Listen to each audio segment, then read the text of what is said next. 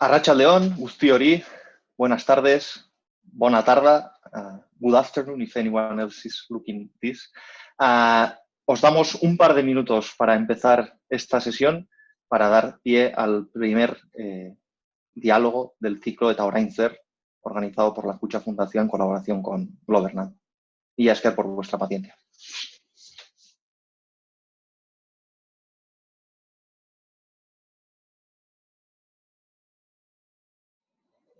Bueno, arratsaldeon guztioi, eta Ander Errastik zion bezala, eskerrik asko gure hartan izateagatik. Lehenik eta behin, espero dut eta zuek eta zuren ingurukoak ondo egotea, momentu gogor hauetan eta nire aldetik besarkada bat guztioi. COVID-19aren osasun larrialdiak, denok dakigu bezala, testuinguru sozial nahiko konplexua sortu ditu, ez? Eta ni ziur nago hemen gaude guztiok, behin baino gehiagotan buruari bueltak eman dizkiogula, eta COVID honek ze ondorio ekarriko dizkigun eta ze nolako eragina izango duen guregan, gure gizartean eta gure ingurunean. Guk ere galdera hori egin diogu gure buruari eta zentzu horretan galdera eta kezka eta ziurra betosen hori abiapuntu bat bezala hartuta, Kutxa Fundazioak Globernancekin elkarlanean martxan jarri dugu ekimen berri hau. Eta Orain Zer izena du ekimenak eta gaur izango dugu lehenengo saioa. Horre jartzen ditugun helburuak dira alde batetik, gertatzen ari dena ulertu, hor argitu nahi dugu baita ere erantzunak agian ez ditugula izango, baina bai behintzat iritzi, ikuspegi eta parte hartze ezberdinak. Bigarren helburu bezala baita ere da ezagutza sortzea, eta helburu makala jarri duguna bigarrena. Eta azkenik, nolabait etorkizunean nahi dugun gizarte hori eraikitzeko ze tresna beharko ditugun eta tresna horiek bideratzea. Baina, gure helburuen artean baita ere ez da soilik hausnarketan eta elkarrizketan geratzea topagune hau, eta pausu bat aratago joan nahiko genuke. Sortutako ezagutza eta tresnekin nahiko genukena da proiektua sortzea eta baita ere ekintzara bideratzeko eremu bat izatea denentzat. Eta denentzat esan dut, porque la iniciativa no se limita a la participación de los ponentes que tenemos hoy o que vamos a tener en esta fase del ciclo de Eta Orain Zer. Está compuesto por 7 sesiones hasta verano, o de Kutxa Fundazioa o de Globernance. Lo que queremos es que sea un espacio abierto a la participación de la ciudadanía, de las diferentes entidades, instituciones, universidades, agentes, asociaciones. Y además esa participación se podrá realizar de diferentes formas. Lo que queremos es escucharos, qué temáticas nos preocupan, nos interesan, nos inquietan. También qué saberes tenemos de alguna forma en la comunidad, Y para eso tenéis un espacio en la web Eta Orain Zer, y por mi parte y por nuestra parte os invitamos a participar en la misma. Y luego lo que queremos también es que nos propongáis temas, juntándolo con los temas que ya se hayan tratado en las sesiones y con las aportaciones, también tenemos intención de generar comunidades de trabajo, con la participación de personas y de orígenes y saberes diversos, que tengan intereses también comunes y que también quieran hacer una aportación y quieran buscar un resultado, Ese resultado para el bien público que podrá ser, un análisis, un prototipo, recomendaciones, propuestas de proyectos.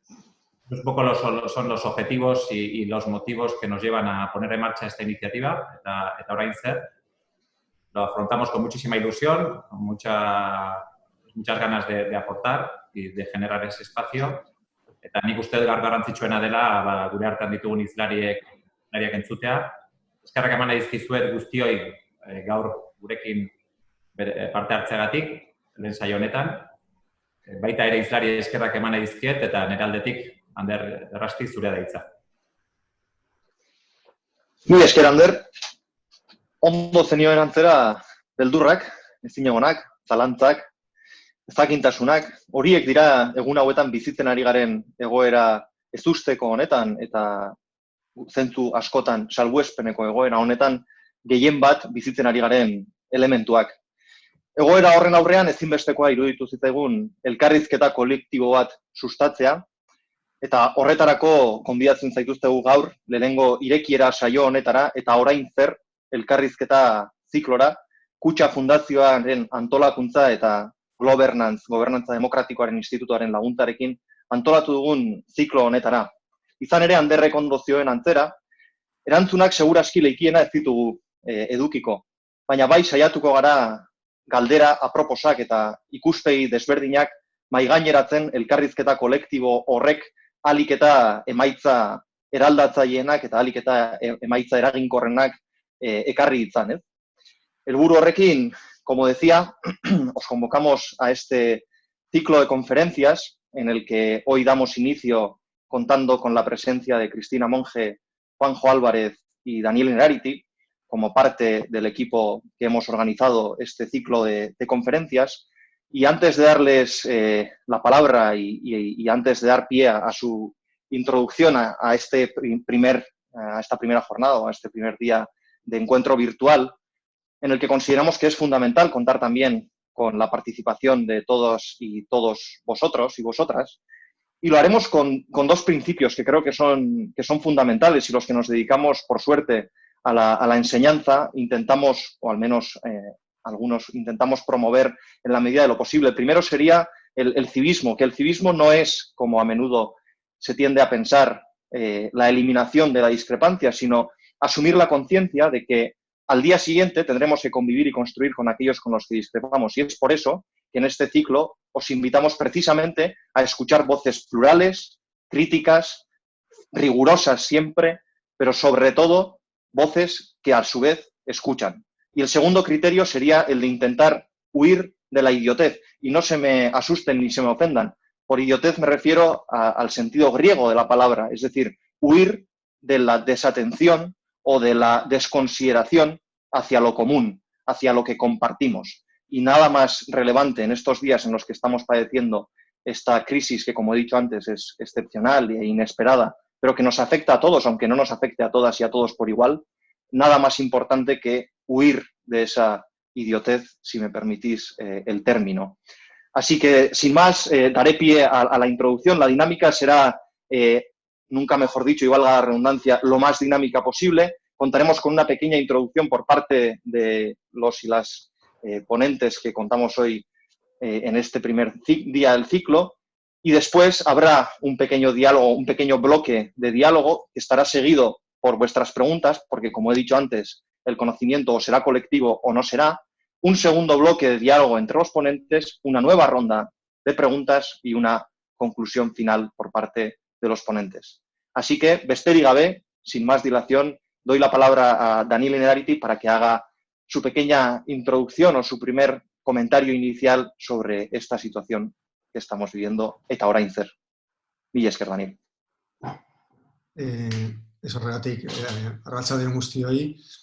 Bueno, me toca a mí abrir el fuego y yo creo que lo más importante que en estos momentos se puede hacer es proporcionar un cierto marco de temas, de asuntos, de cuestiones que luego podamos discutir hoy y también en el resto de las conversaciones de este ciclo. Yo creo que las cuestiones que se refieren a esta crisis se pueden agrupar en tres grandes asuntos. No voy a ser muy original. Antes, durante y después. Antes de la crisis. La gran pregunta es, ¿estábamos preparados? ¿La hemos identificado bien? Mi tesis a este respecto es que a pesar de que llevábamos ya unos cuantos años, por lo menos todo lo que va de siglo, con crisis que tienen un cierto hilo conductor, la crisis climática fundamentalmente, pero también la crisis migratoria, la crisis financiera, la crisis del euro, etc. A pesar de eso, nuestros sistemas políticos, nuestras organizaciones no estaban bien equipados, atienden únicamente a cambios incrementales y son muy poco capaces de identificar cambios de naturaleza más compleja. Y lo segundo, la gestión de la crisis. También aquí se podrían decir muchísimas cosas. Simplemente, a modo de titular y de temas y de asuntos, yo destacaría que en la gestión de la crisis aparecen muchísimos factores y dimensiones que hay que compatibilizar. Aparece con una gran relevancia el saber experto, el saber de los expertos, de las personas expertas, y a eso le tenemos que buscar una función en nuestros sistemas de decisión colectiva. Al mismo tiempo que aparece una gran contradicción o incompatibilidad entre lo sanitario y lo económico, que se pone de manifiesto en el parón de la economía y en lo que puede seguir de esto. Y el tercer elenco de asuntos que me parece relevante es, bueno, después, que en parte el título de esta serie es a lo que alude. A partir de ahora, ¿qué? La cuestión es, ¿aprenderemos? ¿Qué es lo que hay que aprender? ¿Tenemos los instrumentos necesarios? ¿Volveremos a lo de antes? ¿En qué consiste la nueva normalidad? Este gran momento de afirmación de los estados, por ejemplo, va a tener una continuación, o realmente vamos a ir a un mundo más común, que es mi hipótesis. Yo creo que eso es hacia lo que deberíamos ir y en parte hacia lo que creo que vamos a ir si somos capaces de acertar con las decisiones correctas en este momento. Y Esker, Daniel, pues sin más dilación voy a dar la palabra a la segunda ponente, en este caso Cristina Monge, socióloga, profesora de la Universidad de Zaragoza y analista política. Por favor, tienes la palabra. Y Esker. Gracias, León. Muchísimas gracias. Buenas tardes. Gracias, Ander. Y la verdad es que es un gusto iniciar hoy este ciclo, que yo creo que va a poner sobre la mesa muchas de esas preguntas que nos están inquietando y que nos están desconcertando y en estos momentos provocando muchísimas reflexiones. Decía Daniel muchas cosas ya. A mí me gustaría de alguna forma intentar ver qué es algunos de los elementos que ya hemos aprendido, cosas que ya nos han pasado, cosas que ya nos han cambiado, y hacia dónde podría ir ese debate que intenta vislumbrar cómo puede ser eso que llamamos el día después. Yo creo que desde que empieza esta crisis descubrimos que somos de alguna forma un poco diferentes, porque empezamos a ser conscientes de tres elementos que hasta ese momento no lo éramos. Lo primero es que somos, como sociedades y como seres humanos, seres tremendamente vulnerables. Fijaros que estábamos hablando de la ciencia ficción, las series que vemos en las plataformas nos estaban hablando de lo transhumano, ¿no? Estábamos casi rozando con los dedos la idea de inmortalidad y de repente vemos que aparece un bichillo absolutamente imprevisto, invisible, y nos cuestiona de esta manera nuestra forma de ser, ¿no? Por lo tanto, nos confirma como seres vulnerables.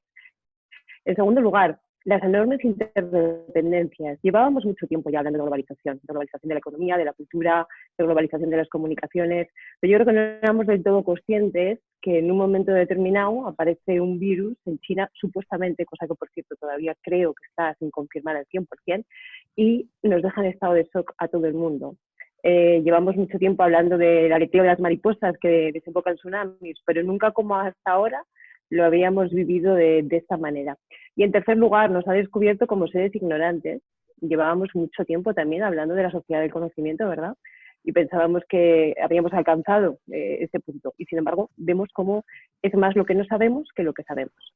Probablemente la buena noticia es que somos conscientes de esto, ¿no? De que no sabemos. Y eso ya invita a un camino interesante. Yo creo que estos tres elementos hacen que seamos ya distintos, que las cosas ya estén cambiando, porque hablamos mucho del día después, pero yo creo que no debemos verlo como un después de temporal. Es decir, no me imagino que un buen día se diga, bueno, ya podéis salir a la calle y recuperar más o menos vuestros hábitos y a partir de ese día encontremos una sociedad diferente. No, o sea, esos cambios se están pasando ya, se están produciendo ya y operan ya sobre nuestras vidas, ¿no? Voy a dar unos cuantos ejemplos muy, muy sencillos, ¿no? Pero bueno, uno de ellos es esta misma reunión, este mismo webinar o este mismo ciclo de conferencias online, que coincide además con otros muchos que se están produciendo en estos momentos y que todos tienen bastantes seguidores, bastante público. Estamos inquietos, tenemos ganas de saber, tenemos ganas de compartir, ganas de experimentar con otros, ¿no? De compartir ideas, de debatir. ¿Por qué? Porque estamos inseguros, ¿no? De alguna forma esta situación nos ha provocado la necesidad de intentar entender, ¿no? Y eso es lo que nos hace que elementos como los que estamos viendo estén sobre la mesa y que este tipo de eventos pues tengan el éxito que tenemos, ¿no? Vemos cosas que no nos imaginábamos. Yo no sé si me equivoco, que me corrija alguien, ¿no? Pero yo no he leído en ningún pronóstico de ningún economista, y me gusta mucho leer a los buenos economistas, no he leído a nadie que pronosticara que de repente el barril de petróleo de referencia en Estados Unidos pudiera cotizar en negativo. Es decir, que si tú decides hoy comprar ese tipo de petróleo, no solamente no pagas, sino que te pagan a ti. ¿Sí? Yo creo que no estaban los pronósticos y nos desayunamos con esa noticia la otra noche y creo que tampoco seguimos sin saber exactamente en estos momentos qué significa. Y estamos viendo cómo la sociedad, una parte muy importante, no toda, por cierto, pero una parte muy importante de la sociedad, estamos empezando a vivir en el mundo de lo digital. ¿Sí? hacemos estos webinars así, trabajamos a distancia, damos nuestras clases en plataformas digitales o recibimos formación en plataformas digitales e incluso quedamos con los amigos a tomar un vino por Skype. Entonces, somos capaces de desenvolvernos en ese entorno digital nuevo de una forma tan de semejante inmersión como es esta, ¿no? Y bueno, pues incluso puede que tengamos la suerte de que en el Congreso de los Diputados se inaugure dentro de poco una comisión supuestamente para llegar a un acuerdo, ¿no?, sobre cómo afrontar esto, cosa que hace un mes era absolutamente impensable. Es decir, yo creo que hay muchas cosas que ya se están moviendo, que ya están cambiando, que ese día después lo estamos construyendo ya y que fundamentalmente dan respuesta a esos tres elementos que decía al principio. Nos hemos descubierto como seres vulnerables, como seres interdependientes y como seres más ignorantes de lo que pensábamos. De momento lo dejo aquí, Ander. Muchísimas gracias, Cristina, por esta más que interesante reflexión inicial, que sin duda ya ha apuntado de elementos que seguro que guiarán el debate, como la ignorancia, la vulnerabilidad, la globalización o incluso esa aceleración que nos enfrentamos. Pero dejo de hablar y le doy la palabra a Juanjo Álvarez, que seguro que también tiene contribuciones interesantes para empezar. Juanjo, zurea da hitza. Eskerrik asko, Ander. Arratsaldeon guztioi eta eskerrik asko egoteagatik. ¿Cómo comenzaría yo estas reflexiones, ¿no? Primero con una humildad no impostada, ¿no? Como casi todo en la vida, según las expectativas que pongas en algo, la frustración varía en razón de todo ello, ¿no? Y creo que lo primero y primordial es decir que la nueva verdad no es el hacer por hacer, es el ser posible y hacer posible el concretar todo lo que podamos debatir, ¿no? Me parece que eso es súper importante porque la gran pregunta es cómo gestionar la incertidumbre en un momento como este, ¿no? Tres crisis, la primera en el presente al que se refería Daniel, sanitaria, una crisis social que se atisba como muy dura en cuanto a meseta y probablemente una crisis política también, ¿no? En un momento en el que hay que poner el acento, igual que desde lo local, porque es la manera a través de la cual poder conquistar el futuro, un futuro que no sabemos cómo va a ser, pero yo no me resisto a pensar que no podemos ser capaces de moldearlo. Lo estamos moldeando en el confinamiento, demostrando disciplina, civismo, responsabilidad, capacidad de aceptación no gregaria ni sumisa, sino crítica. Y creo que esta iniciativa tiene que servir, además de para cohesionarnos, para creer que es posible avanzar. En un día, por cierto, que quisiera lanzar algo más que un guiño a lo que va a ser un elemento de salvación, que es la cultura. La cultura es la base para la concordia y la cultura es los valores helénicos, el modelo geopolítico de dominación del mundo anclado en valores en el que tenemos que rearmar todo. Esto no es buenismo. Yo creo que nada es posible, como dijo en algún momento Jacques Delors, ¿no? Nada es posible sin las personas, nada subsiste sin las instituciones.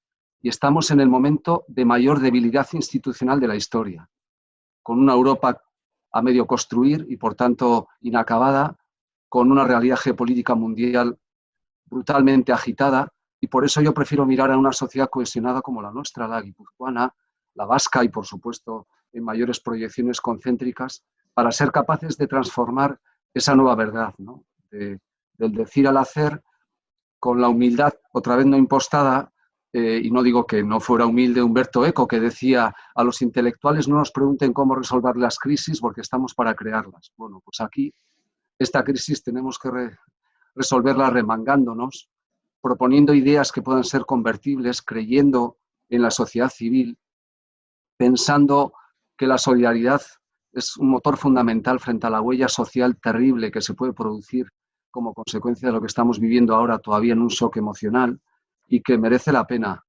andar un camino en el que la reflexión sea no un fin, sino el instrumento, ¿no? Y que logremos dar credibilidad en ese terreno con pujanza de la sociedad civil. Me parece que eso es súper potente y si este proyecto auspiciado desde Kutxa Fundazioa y que hunde sus raíces en el sentido de la fundación y donde Governance intentamos aportar esa dimensión académica, realmente conecta con la sociedad, una sociedad vertebrada, estaremos logrando la primera victoria. No sé si contra el virus, para eso tenemos a la ciencia, pero sí para lo que es fundamental, que es reconquistar espacios de sociedad y conseguir que realmente el objetivo de continuar adelante, de moldear ese futuro mucho más cohesionado sea posible. Mila esker, Juanjo. La verdad es que hemos empezado marcándonos objetivos bastante ambiciosos, pero al mismo tiempo, como bien decía Juanjo, desde la humildad que te concede el saber que sabemos más bien poco. Y ahora apelaré a otra de las cuestiones que ha mencionado Juanjo, que es la disciplina. Efectivamente, estamos siendo bien disciplinados como ciudadanas y como ciudadanos. Ahora, como ponentes, también os pediré la misma disciplina, porque tendremos, como he comentado antes, un primer bloque de diálogo, de conversación, en el que, por supuesto, tenéis la libertad de interpelaros y de interrumpiros, a pesar de que no es una palabra que posiblemente encaje demasiado con la idea del diálogo. Y empezaremos o empiezo planteándoos una primera pregunta abierta, que es que el título del ciclo, como sabéis, Eta orain zer, y ahora qué, pues no me puede dejar de parecer, en cierto modo, paradójica, pero a su vez fundamental, porque no sé hasta qué punto disponemos de elementos para afirmar que efectivamente de la situación excepcional que estamos viviendo devendrá un mundo transformado o más bien una nueva versión del mundo tal y como lo conocemos. Entonces, os lanzo esta primera pregunta para abrir el diálogo. Pues si quieres, Ander, empiezo yo por seguir el orden. Lo primero que se me ocurre ante esa pregunta es, de esta crisis aprenderá sobre todo la gente que no lo tiene todo claro. Y yo veo en muchos debates públicos que hay gente que ya está sacando las lecciones sin haber hecho el proceso deliberativo a partir del cual se deberían sacar las lecciones, ¿no? Hay ciertas personas que están ya viendo en la crisis la confirmación de lo que ellos o ellas ya pensaban que se debía hacer con o sin crisis, ¿no? Y me parece que deberíamos parar un momento la maquinaria de la autorratificación y la confirmación de lo listos que éramos y realmente abrir un espacio de aprendizaje colectivo y un espacio de debate y un espacio de deliberación. No sabemos, como muy bien decía Cristina, no sabemos, podemos tener una cierta idea de por dónde habría que ir y de por dónde van a ir las cosas o por dónde deberíamos ir, pero hay que reconocer que se abren unos interrogantes mucho más fuertes y más inquietantes que el saber del que disponemos a todos los niveles, tanto para la ciencia como para la teoría de la organización, como para la propia concepción de lo político, la propia función de las instituciones. Y por tanto yo diría el imperativo fundamental es aprender, aprender, aprender. No sé si compartís esta necesidad de aprender, aprender, aprender, y añado un elemento, aprender también colectivamente, entiendo. Claro, aprender colectivamente y aprender en espacios como este, ¿no? O en otros similares. La verdad es que en todos los ámbitos, cuando se está intentando hacer proyecciones ahora mismo, desde el punto de vista de lo económico, de lo social, de lo político, y nos preguntamos, ¿cómo será el futuro? La verdad es que es muy difícil hacer esas proyecciones ni preguntar porque no hemos estado en una situación parecida. Fijaros, desde el punto de vista económico, lo que le hemos hecho a la economía en estos momentos es una economía globalizada, la hemos parado en seco y la hemos metido en el congelador. Y eso es lo que estamos viviendo durante este tiempo. No sabemos además durante cuánto tiempo va a durar la economía global en el congelador. Cuando abramos la puerta del congelador, ¿qué va a pasar? No lo sabemos, porque jamás hemos estado en una situación así. Podemos tener indicios, podemos tener intuiciones, pero es muy difícil hacer previsiones porque ninguna de las situaciones que más o menos se podían asemejar responden a los parámetros actuales, no son comparables. Entonces, ante esto, yo me apunto a lo que decía Juanjo de la humildad y diría humildad y honestidad intelectual. Y en ese sentido, estamos, yo creo, en tiempos de observar, observar, observar y observar. Igual que los epidemiólogos están viendo cómo funciona el virus para intentar entender su lógica e intentar ver qué se hace con ello, desde un punto de vista de la economía, de la psicología social, de la sociología, de la política, creo que la actitud tiene que ser esa, ¿no? La de observar, observar y intentar analizar de forma deliberativa en espacios como este o en otros similares, ¿no? Creo que sería la forma más inteligente de intentar aproximarnos a una lectura esperanzadora de eso que llamamos el día después. Pues yo comparto esa tesis. Los tres tenemos algo en común, los cuatro. Somos universitarios y los universitarios generalmente nos preocupamos más de decir cosas bonitas, que suenen bien, que suenen originales, y rara vez nos preocupamos de que sea una caja de herramientas, ¿no? Que funcione. Eso es muy de la vanidad que da la tarima, ¿no? Y este es un momento clave. Igual que hay una carrera por las predicciones que subrayabas, Daniel, tan acertadamente, ¿no? Lo único que sabemos es que es algo catártico, ¿no? De proporciones tectónicas. Pero es que en el 11S se dijo que llegaba la Tercera Guerra Mundial. En el 2008 Sarkozy dijo, vamos a refundar el capitalismo. ¿Y dónde han quedado aquellas predicciones, ¿no? Yo me quedaría con que, igual que no se puede calzar las zapatillas y correr los 100 metros lisos a la vez, no se puede gestionar la crisis y pensar en el futuro al mismo tiempo. Pero tengo claro que no se puede conquistar el futuro de la misma manera que la gestión de la crisis. Vamos a tener un Estado más protector que nos tutele como menores de edad. Vamos a ir al gregarismo social en el que todo lo que nos pone, con perdón de la expresión, es el ocio, el movimiento, la dimensión épica del deporte como hecho social total, la exacerbación de lo político mal entendido, o vamos a volver a un concepto de sociedad civil cohesionada, actuando en grupo para llevar adelante. Pero esto hay que convertirlo en un proyecto concreto. En un proyecto concreto. Hasta ahora hemos hecho más una labor cuasi asistencial. Somos en general buenas personas. Los padres están cuidando a los hijos, estamos cuidando a nuestros padres, estamos respetando civilizadamente. Y sin embargo nuestros gobiernos no confían en nosotros, ni siquiera para cómo salir de la pandemia. Ese es un pacto social que yo no comparto. Y tenemos que reivindicar y tocar esa tecla de la sociedad civil de verdad, a través de proyectos que no se queden en probetas de laboratorio, que sean reales. Me parece que ese es el sentido que tiene que tener. Como se dice en Bruselas, para que vuele una idea, tiene que sentirse como propia. Y vamos a necesitar muchísimo apoyo institucional, pero lo tenemos que arreglar de otra manera. Yo no creo en eso de que vamos a cambiar de manera de ser. Es que creo que la gran mayoría de la sociedad somos buenas personas para arrancar adelante con la solidaridad, con el civismo fiscal, con muchas cuestiones. Lo que tenemos que hacer ahora es ser más disciplinados que nunca en esto y saber focalizar por dónde avanzar, creo. Bueno, estoy hablando con el sentimiento, no estoy queriendo hablar diciendo que tenga ni mucho menos la razón absoluta, pero creo que hay que combinar sentimiento y razón, disciplina, cohesión, y este momento catártico de shock que podemos estar viviendo no puede eternizarse. No puede ser que la autarquía o el proteccionismo se imponga. Que venga papá Estado, que lo necesitamos mucho desde un punto de arriba, pero no puede ser quien lidere ese gobierno y nosotros ser súbditos a la espera de una subvención que nos ayude. Lo necesitamos para la transición, pero tiene que emerger otro tipo de sociedad civil, o me encantaría que fuera así. Igual estoy pidiendo demasiado, pero si lo logramos traducir en hechos concretos, yo me daría por razonablemente satisfecho. Si puedo Me parece... Sí, por supuesto, Daniel, Aurrera. Juanjo cree que todo el mundo es buena persona porque cree que todo el mundo es como él. Y no es exactamente así, ¿no? Y le voy a poner una pega, ¿no? Una pega básica, ¿no? Que es una cosa que me atormenta desde el comienzo de la crisis, que es que esta crisis nos ha hecho reaccionar de una manera tan rápida.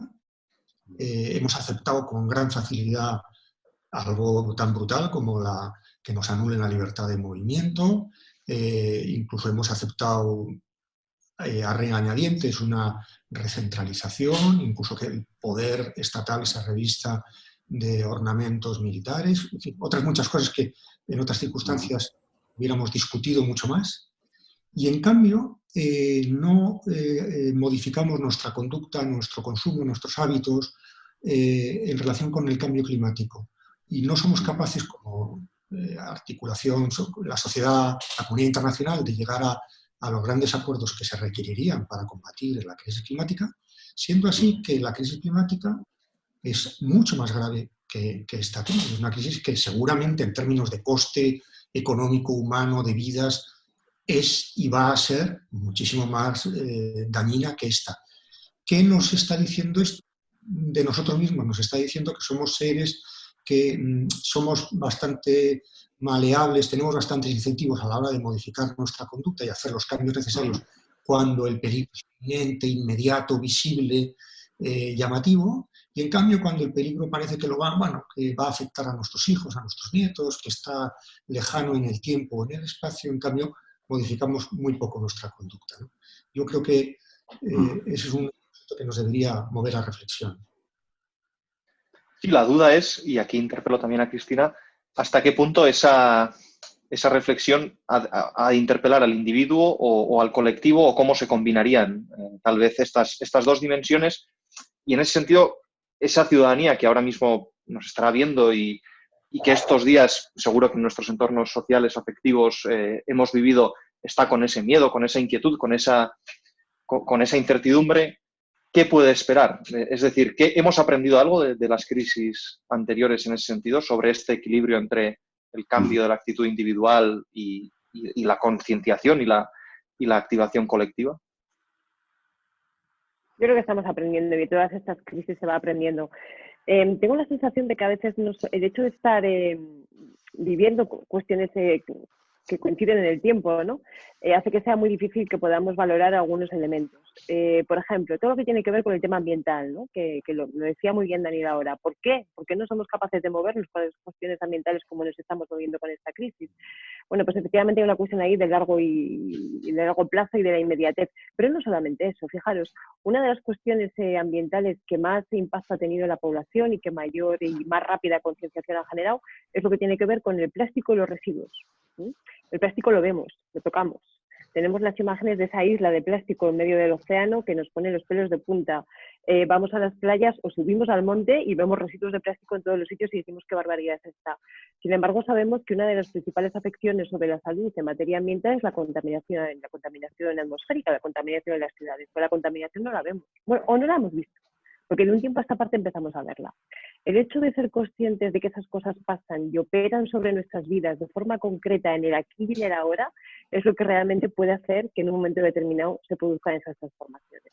Y luego, yo soy muy fan de todo lo que tiene que ver con la autoorganización de la sociedad civil, de una sociedad civil crítica, participativa, hasta extremos que tenemos que seguir explorando. Pero creo que la búsqueda de una sociedad comprometida, que huya de esos paternalismos que decía antes Juanjo, ¿no? Implica que cada cual haga su trabajo. Es decir, que la sociedad civil efectivamente se pregunte por esas necesidades de mayor implicación, se pregunte por esas necesidades de otro tipo de trabajo, pero que las instituciones públicas también creen y ayuden a crear una sociedad civil cohesionada y fuerte, y por lo tanto implican cambios, tanto desde el punto de vista político, institucional, como desde el punto de vista social y, por cierto, también económico desde el ámbito de las empresas. Entonces creo que hay que jugar a hacer un puzzle en el que cada cual mueva la ficha para que acabe encajando bien, ¿no? Y, por cierto, hay iniciativas en ese sentido que en esta crisis están emergiendo ya y que espero que vayan creciendo conforme pasen los tiempos. Bueno, ya empieza a haber algunas preguntas del público, pero dejo una última intervención de Juanjo y de Daniel, que seguro que tienen algo más que añadir. Es que ricasco, Ander. No voy a entrar a debatir, me encanta. Daniel y yo muchas veces hablamos de estas cosas, pero lo mío no es buenismo inducido, Daniel, es necesidad de aferrarme a una boya para ser pesimista constructivo y pensar que las cosas no están bien. Por cierto, de la emergencia climática vamos a hablar también en alguna de las sesiones, como del cambio en las dimensiones del trabajo, en la huella social, que me parece fundamental, ¿no? Por eso, a ver si estáis de acuerdo con esto, ¿no? Para salir adelante hace falta algo que no se puede inventar, que es el liderazgo, ¿no? Se puede trabajar, pero ha de ser compartido. Yo me quedo con que la argamasa que necesitamos para eso es la confianza, porque la antítesis de la confianza no es la desconfianza, es la parálisis. Estar atenazado por el miedo, estar atenazado por el futuro y no actuar o no intervenir. La cohesión social puede ser, en mi opinión, la única vía, la fundamental, para confiar en que podemos salir adelante, pero no confiar para darnos un abrazo, desgraciadamente ahora virtual, y elevar las endorfinas del deseo de salir adelante, sino para sentirnos verdaderamente parte de una comunidad. Porque aunque esta crisis pueda ser muy profunda, compararla con los años 30 o con los 75 años del 45, es que tenemos resortes sociales mucho más potentes, afortunadamente, si los empleamos bien que antes, muchísimo más. Yo quiero ser, no sé si optimista, pero pesimista constructivo, que significa ser responsable para confiar en los demás, ¿no? Antes del confinamiento, una mañana a las 6:15, corriendo por aquí, por el malecón de Zarauz, una mujer se agachó a recoger un papel y lo echó en una papelera. Casi me voy a abrazarle cuando iba corriendo por el malecón. A una hora en que no hay nadie, ve un papel al lado de una papelera y hace un pequeño gesto, no para quedar bien con nadie, porque le sienta bien. Ya sé que puede parecer una anécdota ridícula, pero me parece que si dejamos de vivir hacia el postureo de fuera, y este confinamiento nos está sirviendo mucho para darnos cuenta de lo que necesitamos unos de otros, me parece que empezaremos a entender la manera auténtica de actuar. Por eso pretendía decir que la nueva verdad ya deja de ser el decir, que es muy importante, porque hay que tener un relato, sino hay que hacer. Hacer. No basta pedir implicación, hay que implicarse. No basta con pedir algo, hay que hacerlo. Y por eso tenemos poca confianza en general en la dimensión política, porque hablan demasiado y a la hora de ponerse de acuerdo nadie lo hace. Y no voy a entrar en el populismo demagógico de esto, pero no, si ese es el espejo de la sociedad, tenemos que cambiar la sociedad. Para darles un ejemplo de ser posible no trabajar como meras tribus y avanzar. Y Guipúzcoa es una sociedad cohesionada para poderlo hacerlo. De los caristios, bárdulos y autrigones que comentábamos esta mañana, Cristina, afortunadamente creo que dejó hace tiempo atrás y hay que intentar avanzar y de esto tenemos que salir de esa manera, creo, humildemente, que es la forma de avanzar. Daniel, te voy a dejar sin la posibilidad de responderle, que sé que seguro que te hará mucha gracia, porque precisamente Juanjo interpelaba a esa sociedad y esa sociedad ahora mismo ya nos está virtualmente interpelando, así que voy a dar pie al primer turno de preguntas. Os plantearé una pregunta a cada uno y si os parece bien empezaremos con Cristina Monge, a quien le hacen la siguiente pregunta. ¿Creéis que una de las consecuencias más relevantes de esta situación pudiera ser la reversión del proceso de deslocalización industrial que hemos vivido estos últimos años y que se volverá a un proceso de desarrollo industrial, una especie de nueva revolución industrial local en esta década del siglo XXI? Ya veis que son preguntas de enjundia. Fáciles todas, ¿no? Me gusta mucho el pudiera. Me gusta mucho conjugar ese verbo incondicional, ¿no? Porque para empezar hay que admitir que no lo sabemos y yo la bola de cristal no la tengo. Ahora bien, sí que parece lógico pensar que en estos momentos esta crisis nos ha puesto de manifiesto que hemos externalizado gran parte de nuestra capacidad de producir temas que nos parecían absurdos, ¿no? Como respiradores, por ejemplo, y sin embargo, pues en estos momentos son los que pueden salvar la vida de miles de personas. Y eso tiene que conducir a algo que por otro lado no es nuevo tampoco, la reflexión acerca de que Europa necesitaba reindustrializarse y que se le había ido la mano a la hora de externalizar muchos procesos industriales, no es una reflexión de ahora, sino que venía de antes. Y efectivamente, yo sí que creo que eso se va a producir. Y, por cierto, es algo que comparte con otros elementos. O sea, ahora se están poniendo de manifiesto muchas cosas que habrá que analizar. Es verdad que siempre se corre el riesgo de los sesgos cognitivos, ¿no? Que cada cual diga eso de esto, ya lo decía yo. Pero yo entiendo que mediante esos procesos plurales de debate podemos atinar mejor cuál es el diagnóstico. Pero muchas de las crisis que ahora vemos de forma clara o que de alguna forma vemos de forma más clara, porque son más visibles, eran problemas que venían de antes, ¿no? Cuando hablamos ahora mismo de desigualdad, la desigualdad no es nueva de ahora, no lo ha creado esta crisis. Llevamos una década hablando de cómo ha crecido la desigualdad y cómo después de que la crisis económica financiera parecía que remitía, la desigualdad seguía creciendo. Entonces, eso no es nuevo. Ahora bien, esta crisis lo hace más visible, lo hace más notable, ¿no? Entonces, con los temas de industrialización, yo efectivamente creo que puede pasar algo así, porque además es que nos ha dado donde duele, que es en aquellas cuestiones que pueden salvar las vidas de las personas. Muchas gracias, Cristina. Estoy absolutamente convencido de que tanto como Juanjo como Daniel tendrían cosas que añadir, así como después Cristina a la que responda Juanjo, pero lo haremos así para no quitar dinamismo. Juanjo, la pregunta que plantean en este caso es la siguiente. Nos plantean hasta qué punto esta crisis es más social que económica y aumentará las diferencias sociales, algo que Cristina ya comentaba, entre aquellos que aportan un mayor valor añadido en términos de formación superior, experiencia y globalización, y los que por su formación básica, desadaptación a las nuevas tecnologías, vulnerabilidad y mayor dependencia de otros para salir adelante. ¿Hasta qué punto aumentará la desigualdad entre estas dos realidades? Bueno, está en nuestras manos frenar esa inercia hacia la que estábamos tendiendo, ¿no? Si algo está sirviendo esta crisis es para darnos cuenta que hay salarios indignos, pero las profesiones son dignas y que profesional no es el que se hace millonario de aquello de lo que trabaja y gana. Profesional es el que hace con responsabilidad y dedicación lo que tenga que hacer y el que se preocupa por hacerlo mejor, sea repartidor, sea cajera, sea un guardia de seguridad en un supermercado, sea un académico.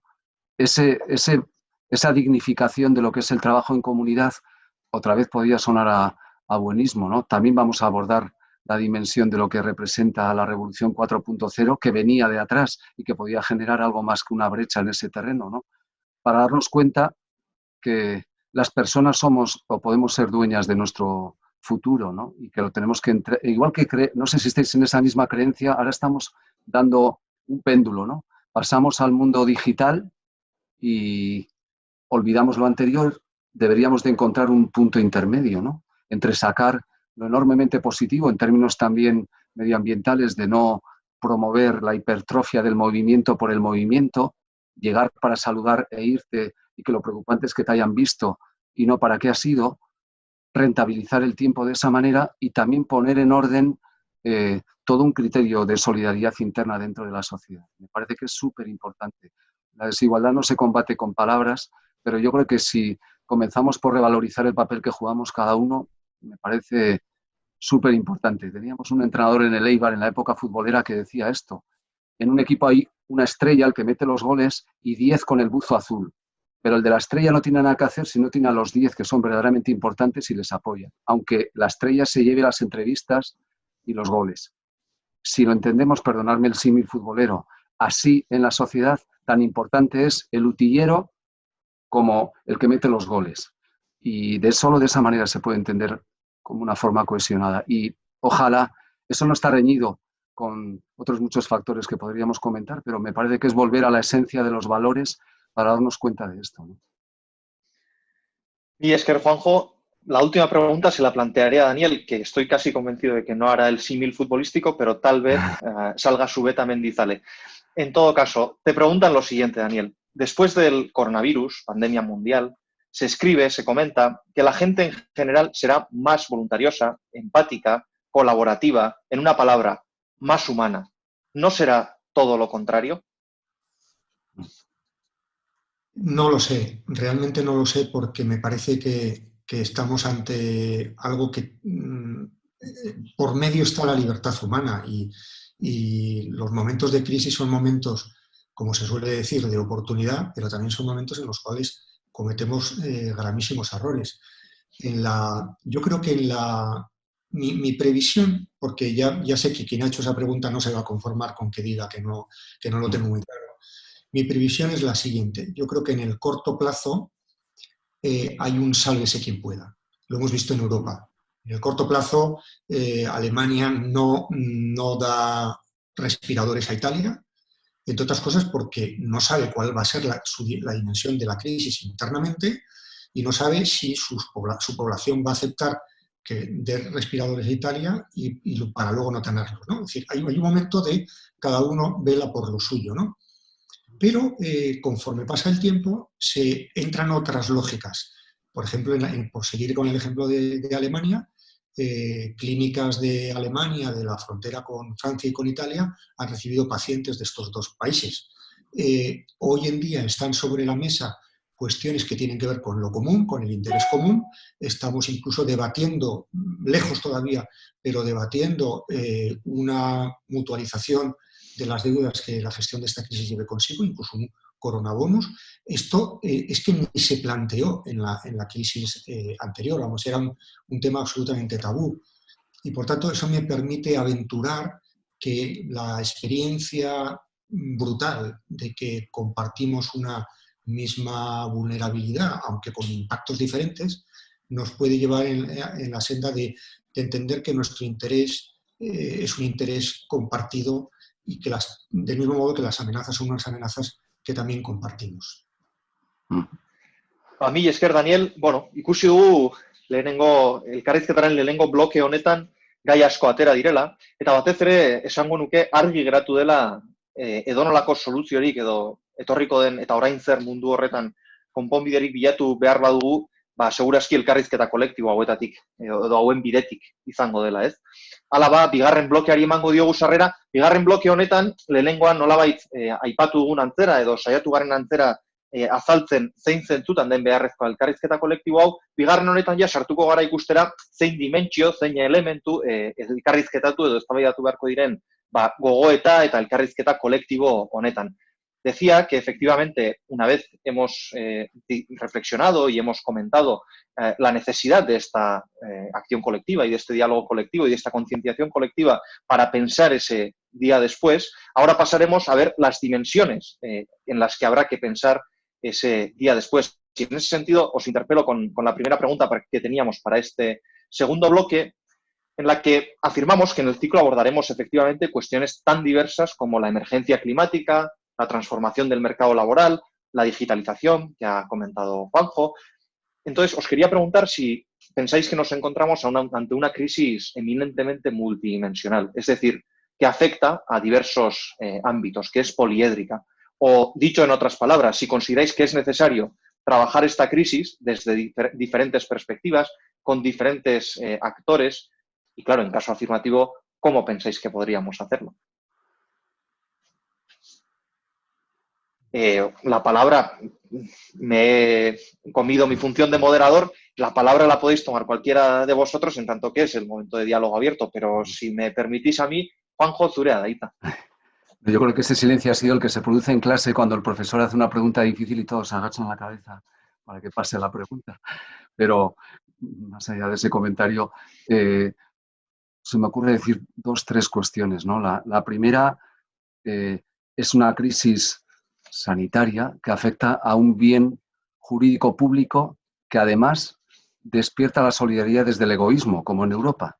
Daniel, como en Europa. En el 2008, Alemania acabó siendo solidaria cuando se dio cuenta que si no alimentaba al resto de países, moría de inanición, que su obsceno superávit comercial acababa en la nada si no era capaz de levantar el pie del acelerador del sacrosanto déficit, ¿no? Ahora, el verbo conjugar de solidaridad se hace relativizado. Solidaridad para mis ciudadanos. Solidaridad para el resto queda en un círculo concéntrico de solidaridad un poquito más alejado del cuore, ¿no? Y eso solo se resuelve, aunque sea muy poco original, de abajo arriba, como todo en la vida. Empezando por comunidades cohesionadas, que es lo que no tenemos en Europa. Entre el ciudadano y Bruselas no tenemos nada más y nada menos que los egoístas de los estados y de sus dirigentes, que solo nos piensan como electores.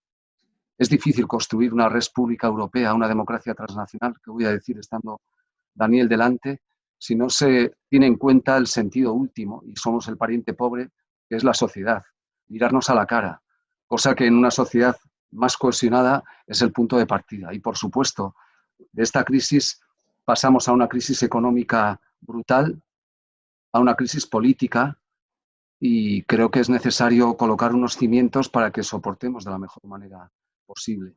Y eso tiene que ir, igual que los estados somos demasiado pequeños para una crisis de esta entidad, y Europa es o debiera de ser la salvación, también cada uno de nosotros tenemos que hacer las cosas razonablemente bien, pero no podemos hacerlas solos. Y tiene que haber alguien, y la política no está cumpliendo esa función, que logra hacer de vector cohesionador de todo eso. Lo tenemos que lograr hacer. Lo tenemos que lograr llevar adelante. No puede ser ya que el mero postureo sea apoyo al sector primario yendo los sábados a comprar en el mercado. Eso no es esa política está bien para el postureo, pero tenemos que hacer políticas activas, que no es volver a la autarquía. Tenemos que tener una política industrial europea. No la tenemos. Estoy oyendo como una gran noticia que cooperativas vascas ubicadas en China fabrican allí productos para traer aquí. La pregunta es, ¿por qué no las fabricamos aquí? No eso antes, ahora tenemos una enorme carga de dependencia energética brutal, y en Euskadi en particular, una enorme carga en dimensión tecnológica, y creo que hay elementos que son demasiado estructurales, pero sin duda esto es trágicamente transversal y seguramente asimétrico y asincrónico. No se puede resolver todo a la misma velocidad y de la misma manera. Es un doble salto en el vacío que está por escribir. Eso es lo único positivo, que está por escribir. Que sabemos lo que hay que hacer para que la desigualdad no sea más brutal y qué cosas hay que cuidar. Perdonad que insista con la cultura, pero me parece que es tan importante como otras cosas para cohesionar. Y a partir de ahí, por supuesto, que contesten Cristina y Daniel, que seguro que rematan mucho mejor que yo la llave para la solución de esta cuestión. Yo añadiría dos reflexiones a lo que ha dicho Juanjo, en la línea de que efectivamente esto es una crisis que afecta a muchísimas cosas y a muchísimas personas y implica muchos niveles de gobierno. La primera, está habiendo ya un debate que viene ya de largo, pero que ahora se acentúa, acerca de qué hacer con la globalización. Bueno, como si la globalización fuera una cosa que ahora la ponemos y ahora la quitamos, ¿no? Pero en parte sí que hay una cosa que podemos hacer con la globalización, que es, y que creo que lo vamos a hacer, y ya de algún modo lo estamos haciendo, que es volver a redimensionar. Es decir, no tanto parar la globalización en la línea de una autarquía, que sería imposible, pero sí, por ejemplo, de examinar qué nivel de gobierno para qué tipo de cosas es más competente y más necesario. Es evidente que hay en marcha una reflexión acerca de por qué Europa no tiene unas competencias en materia sanitaria como las que debería tener, eso está claro. Pero al mismo tiempo también hay una reflexión acerca de por qué el otro día le escuchaba en un seminario similar a este que tuvimos con la gente del Instituto Europeo de Florencia, le oía explicar al Fernando Simón italiano, nos explicaba que en Italia solo hay una fábrica que produce respiradores en toda Italia y que sirve a una pequeña región, ¿no? Bueno, y que uno de los grandes debates es por qué hemos deslocalizado la producción de ciertos artefactos que nos parecía que no tenían ningún valor añadido y en cambio tienen un gran valor estratégico en términos de sanidad. Por consiguiente, la discusión acerca de los niveles adecuados de gobierno es una discusión sobre la que hay que avanzar. Y hay que, creo yo, procurarse una cierta autosuficiencia en unos ámbitos, pero en cambio en otros ámbitos como la ciencia, cuanto más globalicemos mejor, cuanto más comparemos mejor, cuanto más internacional sea la comunidad de los investigadores y compartamos prácticas, mejor. Por tanto, habrá cosas que hay que globalizar más y otras que globalizar o desglobalizar un poco. Y la segunda cuestión es que ya más internamente, para este tipo de gestión de crisis, sobre todo de reflexión post-crisis, se necesitan muchísimas voces y se necesitan muchísimos actores. Ahora mismo se habla de la posibilidad de rehacer unos pactos como los que hubo en el año 77 en España. Yo sobre esto tengo dos observaciones. La primera, ahora mismo ya las cosas no se gestionan con 7 personas, con 7 hombres, por cierto, 7 hombres, como entonces. Se necesitan muchas más personas, instancias, niveles, es más complejo en cuanto al número de instancias, agentes que tienen que intervenir. Y en segundo lugar, la otra complejidad es que la relación entre esos actores tiene que ser mucho más horizontal. Recordaréis, los más viejos del lugar, aquella frase que hizo Fortuna: el que se mueva no sale en la foto. Yo digo sobre esto, ahora estamos en un momento en el que se mueva tiene que salir en la foto. Es decir, la relación entre los actores tiene que ser mucho más horizontal, menos jerárquica, más dispuesta a coordinar, a comprender, a respetarse, que al ordeno y mando centralizado, que yo creo que no sirve para la salida de crisis como esta. No sé si compartes el punto, Cristina. Comparto plenamente tanto lo que ha comentado Juanjo como lo que decía Daniel. Me atrevería, si acaso, a lanzar alguna idea para que anime el debate. Fijaros que me da la sensación que a veces caemos en trampas un poco obvias. A la globalización la nombramos en singular. ¿Por qué? Puede haber muchos modelos de globalización. La globalización también necesita reinventarse. Y no necesariamente de principio tenemos que descartar la globalización porque nos haya llevado irremisiblemente a un proceso de desindustrialización o a un proyecto de alejamiento de la política o a un proceso de alguna forma de pérdida de confianza en los representantes. Reinventemos esa globalización también, empecemos a pensar la globalización en plural y veamos qué diferentes elementos forman parte de ellas y cómo hay que conjugarlos, ¿no? Entonces yo creo que no debemos caer en esas trampas. Se decía, ¿esta crisis es multidimensional? Yo me preguntaba, ¿pero podría no serlo? Fijaros, la crisis del 2008 empezó siendo una crisis financiera. Inmediatamente se contagió a lo económico. Inmediatamente tuvo su repercusión en lo social. Inmediatamente su traslación a lo político. Y también había mucho en el fondo de forma transversal de una crisis de valores.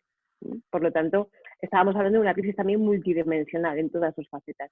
Esta, algo que directamente empieza como una crisis sanitaria, que de repente, yo insisto mucho en eso, en ese momento en que pensábamos que la ciencia y la tecnología todo lo podía y lo que no podría hoy ya lo podría mañana, en un momento así, de repente llega un virus y nos deja en estado de shock, ¿no?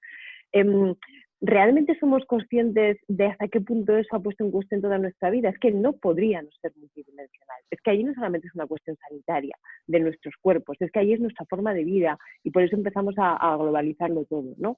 Yo no sé si te estamos contestando, Ander, a lo que nos preguntabas, ¿no? Que decías, bueno, ¿cuáles son los temas fundamentales?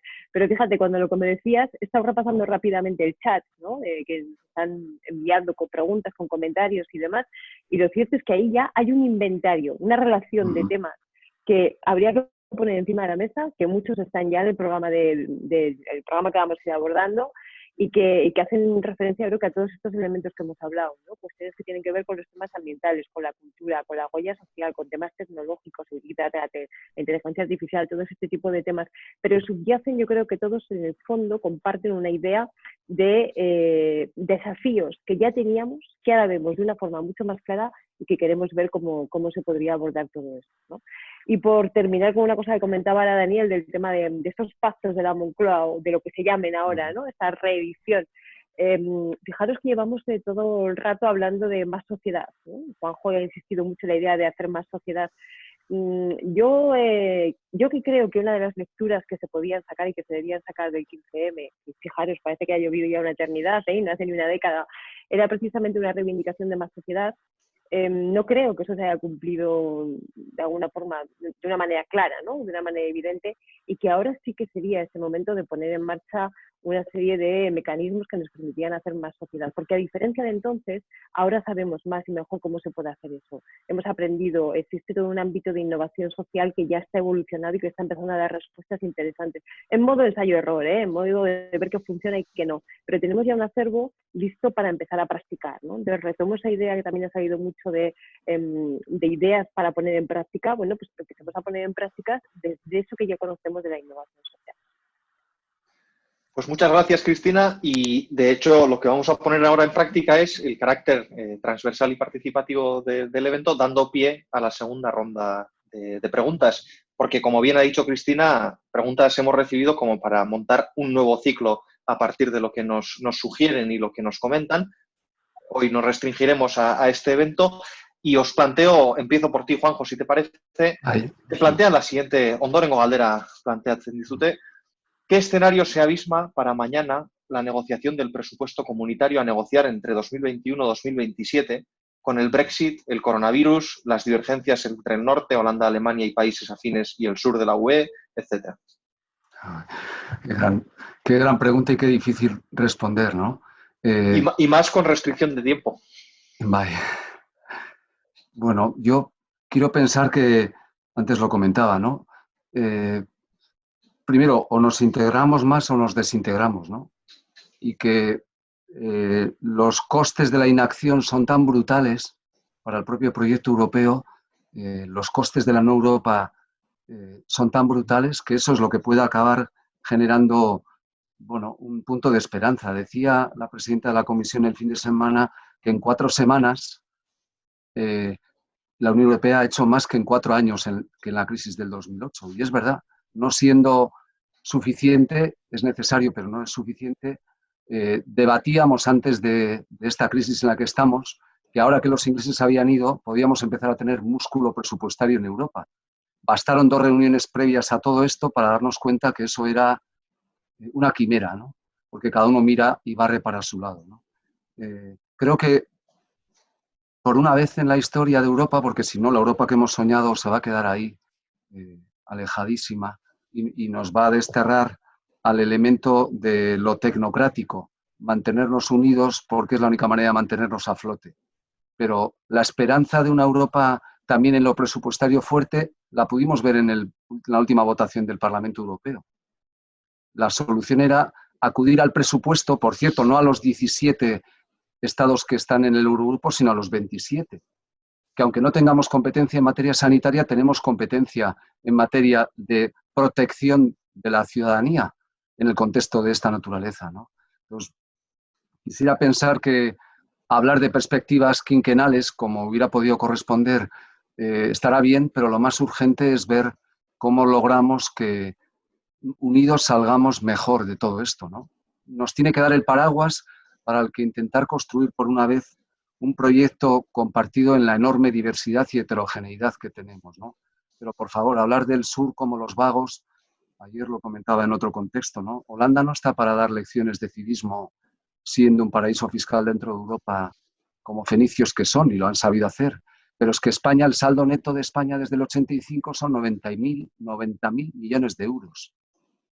90.000 millones de euros, ¿no? Entonces, bueno, quisiera pensar que es posible encontrar un punto de encuentro porque no gustando a nadie beneficia a todos.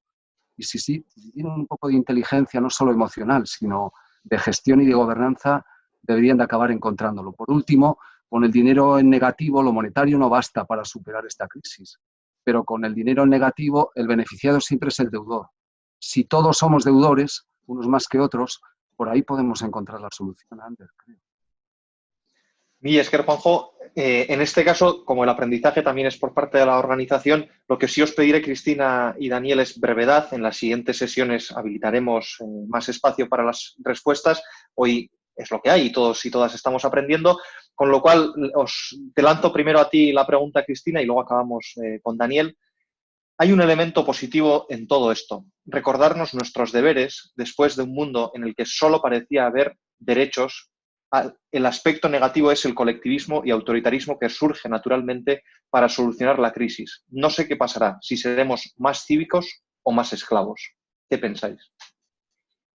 Pues yo tampoco lo sé, hombre, quiero pensar que seremos más cívicos. Yo creo que hay dos momentos que coinciden en el tiempo, es decir, que se superponen. Uno es el momento en el que el foco lo tenemos más centrado ahora mismo en la pandemia, en la enfermedad, en la tragedia de los números de todos los días. Otro que es un espacio distinto en el que el foco lo ponemos más en la recuperación, lo ponemos más en ver qué va a pasar con la economía, etcétera. Insisto que se superponen, más que dos tiempos son dos espacios en realidad. Y yo creo que en los tiempos primeros, en esos tiempos donde estamos focalizando en la pandemia, estamos viendo que están emergiendo miles de iniciativas de cooperación y de solidaridad desde el ámbito de las empresas, de la sociedad civil, desde muchos ámbitos, ¿no? Yo creo que eso es importante. Pensando más en ese espacio de la recuperación y en una crisis que ya se aventura como trágica, lo cierto es que en tiempos de escasez suele primar la lógica de la competencia más que la lógica de la cooperación. Y ahí vamos a correr el riesgo de tener que lidiar con situaciones difíciles y probablemente la tentación de intentar superarlas mediante lógicas que no nos llevarán a una sociedad que no nos guste. Pero, siempre hay un pero, y es esperanzador, yo creo, pero yo creo que depende mucho de que seamos capaces de armar una respuesta institucional suficiente que prime la lógica de la cooperación frente a la de la competición. Y me explico con un ejemplo muy, muy claro y así termino ya, ¿no? Fijaros que de una forma bastante espontánea vimos los primeros días de la crisis como muchos propietarios de viviendas o de locales comerciales llegaban a acuerdos privados sin ningún tipo de cobertura con sus inquilinos diciendo, bueno, pues oye, ya miras pagando, que acabas de poner ahora mismo un comercio que está cerrado, iremos viendo a ver cómo se gestiona, tal, ¿no? Durante los primeros días existía ese ímpetu, ¿no? Éramos buena gente, como decía Juanjo, ¿no? De intentar solucionar los problemas de una forma amistosa y tal. Conforme va pasando el tiempo, muchos de esos propietarios también necesitan esos ingresos para hacer frente a sus gastos. Si somos capaces de dar una respuesta institucional para que se puedan solventar esas situaciones, será mucho más sencillo que optemos por una lógica de la cooperación que por una lógica de la competencia, ¿no? Y creo que por ahí es por donde debemos empezar a trabajar. Y en cualquier caso, lo que sí que estoy convencida es que lo está escrito, o sea, que lo estamos haciendo. Por lo tanto, ahí también yo creo que una llamada a la acción en ese sentido. Gracias. Gracias a ti, Cristina. Seguro que con ese espíritu de cooperación que siempre caracteriza a Daniel me ayudará haciendo una respuesta breve a la pregunta, también breve, por cierto, o sea que agradezco en este caso al público que ha planteado la pregunta. ¿La supuesta efectividad de la respuesta china puede generar pérdida de adhesión a la democracia? Bueno, también hay un debate en torno a este tema y una cierta, bueno, y se percibe en alguna gente, una cierta nostalgia de la autoridad sin deliberación, sin derechos humanos, sin formalismos democráticos, como más eficaz a la hora de resolver las crisis. Esto es una equivocación absoluta. China ha gestionado esto fatal. Hablaba antes Cristina de las múltiples globalizaciones. China nos globalizó, si me permitís la expresión, el virus, pero no nos globalizó la información. Ya nos podía haber mandado información a tiempo en lugar de mascarillas a destiempo. Es decir, que aquí también hay una falta, una grave incoherencia. Pero el problema fundamental de países como China y de todos los sistemas autoritarios es que hacen circular muy mal la información internamente y externamente. Externamente es evidente, no nos ha dado China la información oportuna, pero internamente tampoco. En los niveles de gobierno chinos había una falta de circulación de información hacia Pekín y solamente circulaban las buenas noticias o las malas noticias eran edulcoradas. Eso retrasó muchísimo la respuesta a la crisis, lo cual pone de manifiesto que en los sistemas democráticos, que son sistemas donde hay libertad de información, donde fluye la información, la crítica, incluso a veces la bronca excesiva, son sistemas en los que quienes tienen que tomar las decisiones tienen más elementos de juicio que en sistemas autoritarios donde la información es muy restringida, también en contra y como contrapeso, como impedimento para unas decisiones políticas correctas. Y esker, Daniel, os voy a pedir una frase para concluir esta primera sesión del ciclo, sobre todo interpelando un poco a ese eta orain zer y a lo que nos viene después. O sea que os dejo con una pequeña frase a cada uno para despedir esta primera sesión del ciclo. Puedes empezar tú, Daniel, por seguir el orden que hemos seguido inicialmente y porque ya vas rodado. A la pregunta de si aprendemos de las crisis, yo contestaría diciendo sí, pero aprendemos de una manera muy lenta y no en el grado que tendríamos que aprender teniendo en cuenta la gravedad de las crisis a las que nos enfrentamos. De aquí solo saldremos con inteligencia cooperativa. Fantástico. Cristina. Bueno, pues en la misma línea, yo creo que necesitamos de muchos ojos y de muchas miradas que nos ayuden a entender exactamente qué es lo que estamos viviendo para que podamos construir mejor el día después que queremos vivir. Y esker, Cristina. Juanjo, zurea da azkenitza. Eskerrik asko. Y amaitzeko esango nuke diría que tenemos que ser pragmáticos y soñadores. Tenemos que pensar que podemos construir el futuro de verdad y remangarnos para poderlo hacer realidad. Ya sé que suenan palabras huecas, pero el derecho vasco nos enseñó un montón de cosas de estas. El trabajo en Ausolán, la función social de la propiedad, la solidaridad colectiva, limitar tu derecho real por civismo. Por ejemplo, la primera servidumbre que hubo fue la de camino funerario, para garantizar ese respeto a la persona fallecida se permitiera todo ello. Tenemos tanto que aprender de dónde venimos que yo miraría un poco atrás para tomar impulso y, mirando a la persona, ser capaces de combinar posmodernismo, que nos va a poner más fácil, y capacidad de tracción para llevar adelante la salida de todo esto.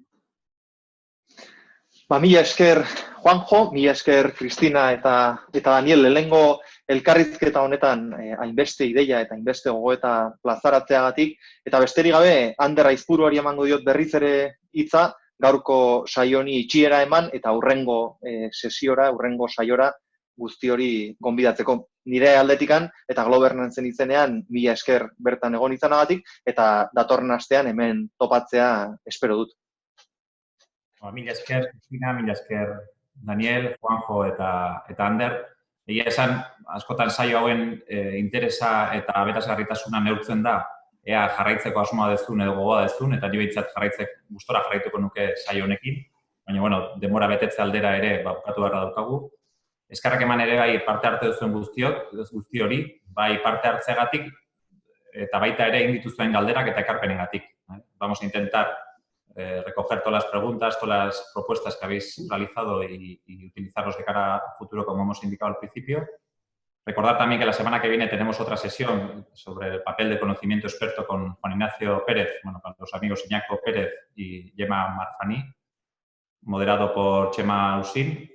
Y luego, para terminar, lo que queremos hacer es coger una imagen con algunas personas que habéis participado en esta sesión, porque creemos que sois esenciales en esta iniciativa, ¿no?